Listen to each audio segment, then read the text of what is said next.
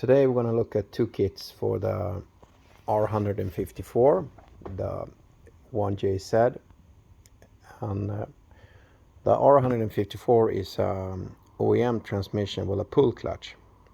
So we have one kit there. This flywheel is not designed by Tenaci Motorsport. This is a standard lightweight flywheel. So the flywheel is light, but the downside with that is that the thickness behind the friction surface is really thin. So if you run this clutch, it will work nicely on the street, but it will not work so good on drifting, because when you kick clutch, you might burn the disc to the flywheel. So if you use a Tenaci Motorsport disc, it's a possibility. If you run in drifting, the disc might burn and into the flywheel. So one option is to put another brand, American brands.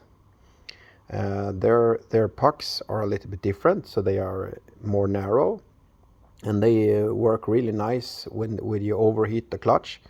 But the downside is that it's a narrow puck, so it will make a ditch in the flywheel. So the flywheel will be totally destroyed, and you will totally destroy the pressure plates too. But it will work for a while. It will hold heat, but in the long run, you have to buy a new pressure plate and a new flywheel.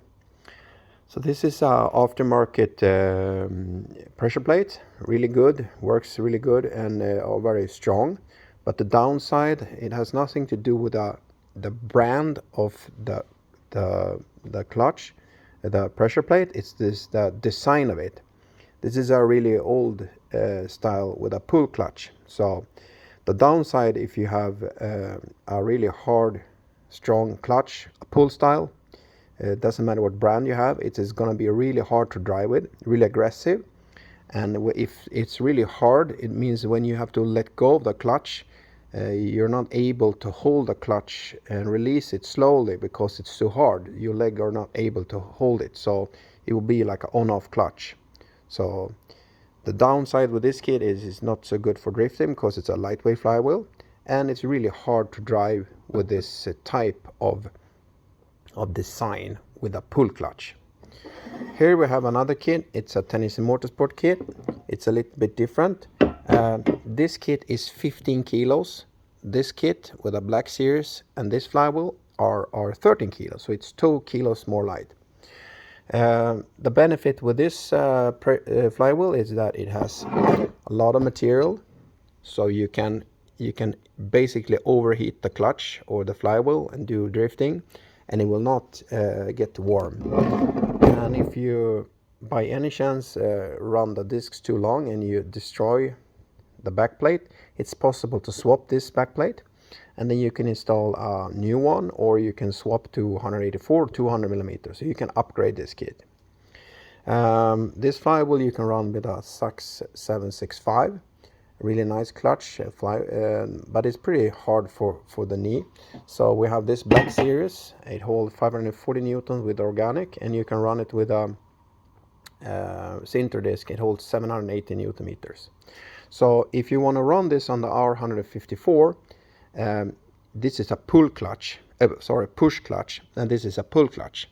Then you need a new bearing. So we have this bearing that you install on the R154 here, and you can lock it in the right position this way. And with this kit, you get a really robust kit that is a flywheel that can hold the heat. This is a modern design of clutch that is really nice to open up when you run it. And then you have the bearing as well. So this is a super soft kit. You can run it on the street, you can do drifting, and if you have a lot of horsepower, you can upgrade it. Just remove this, remove here, and then you can add a 240 or whatever. But this is a flywheel you can upgrade. This kit you're stuck with. You cannot do anything with it. You have to just run it, then it's done. You have to swap it if you want to do some changes. But this you can rebuild and do whatever you like with it.